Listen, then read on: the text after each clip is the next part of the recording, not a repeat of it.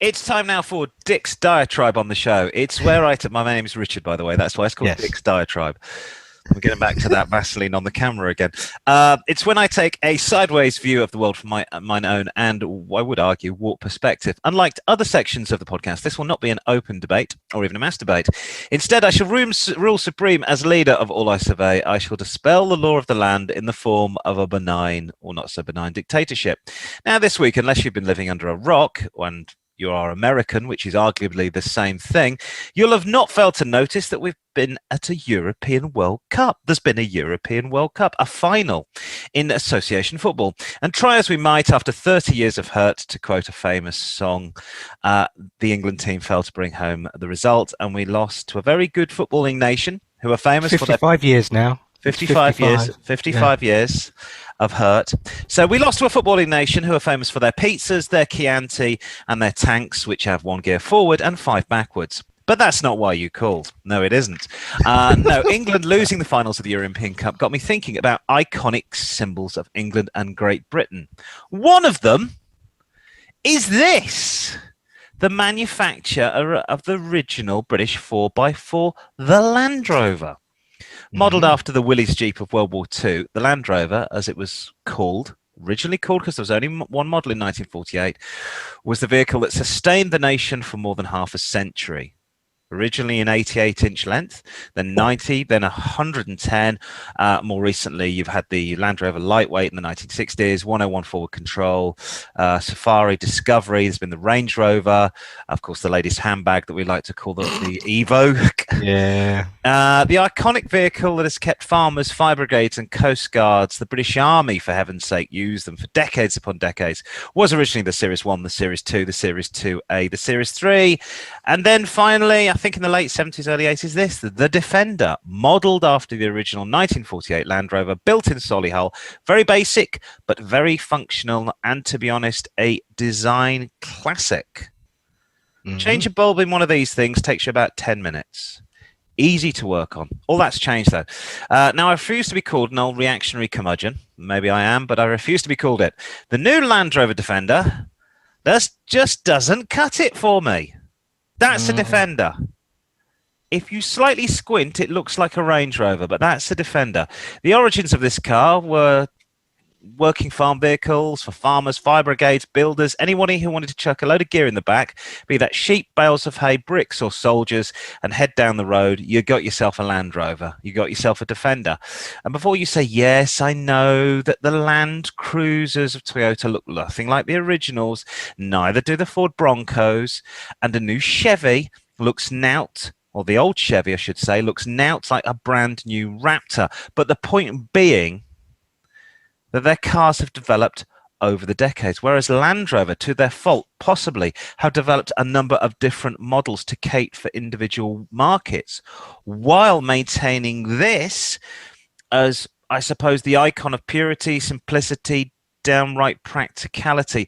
For the hairdresser, you have the Evoque. For the Chelsea tractor market, you've got the Range Rover. If you've got a bunch of kids, you like green laning, although I hear the left are trying to ban green laning now, the Discovery is going to be the car for you. If you're a farmer or you live in the countryside, as many of my friends do, you want a basic car that's simple to work on. You don't want Bluetooth. You don't need heated seats, no electric windows, no aircon, no carpet, any other of the 21st century crap that's not really essential to get from A to B. That's the car you want, possibly not one with flat tyres like that, but that is the Land Rover Defender you want. And I know that many farmers went out and bought a Mitsubishi L200 because they're cheaper and more reliable than a Land Rover Defender in all its basic glory. They won't leak oil or break down or be expensive to insure, but they look bloody awful compared to a Land Rover. I'm not a Luddite. I love technology. I love new gadgets. But I just think that this new model, let me show you again, it's far too refined. It's far too refined. To be honest, this will never see any military service. You'll never put a bale of hay and 3 newborn lambs in the back of this thing. And what makes matters worse, it isn't even made in the UK anymore. It's made in Slovakia, not Solihull, where they've been building these ones since 1948. Any thoughts, Simon? Well, they're much bigger than the original. That's one thing. But I would be terrified even just to get a few scratches on that. That's the other thing is you honestly don't. I mean, I found this one. I think this was 750 quid.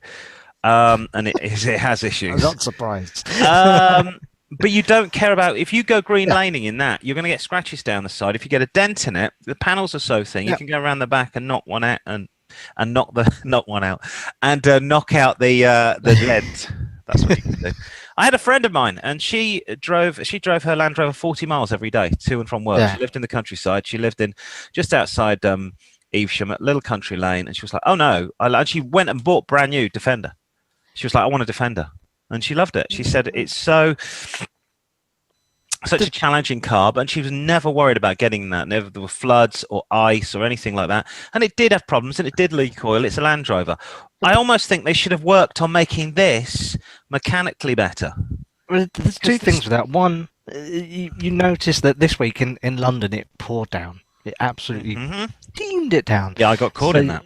So you don't really want all the modern bits and pieces that can go wrong and things like that. But the other thing I just thought of, if the government are banning hybrids and petrol vehicles, yes, what are they going to do with Land Rover? Because electric vehicles at the moment aren't very good for towing. Oh, that's true. And going through like hilly bits and muddy bits, I don't know how that's going to work. They've not really thought about it, mate. They don't care. They don't care. They don't. I honestly believe the government don't give two shiny shites about things like that. And as far as they're concerned, it's an irrelevance. This looks like a Range Rover. It's not a Land Rover Defender. So why not just keep making a Range Rover? Yay for those people, and then keep making this. But make this better. Maybe make this better. Maybe get the bloody Rover engines out that are always crap. Decent engines in. A nice Japanese Toyota. Come to a deal with a Zuzu. Because that's the icon we all want to drive. Yeah, absolutely. I don't know. Land Rover, you need to sort it out. Please do. Yeah, well, you've got to learn to speak Chinese to speak to Land Rover these days, I believe.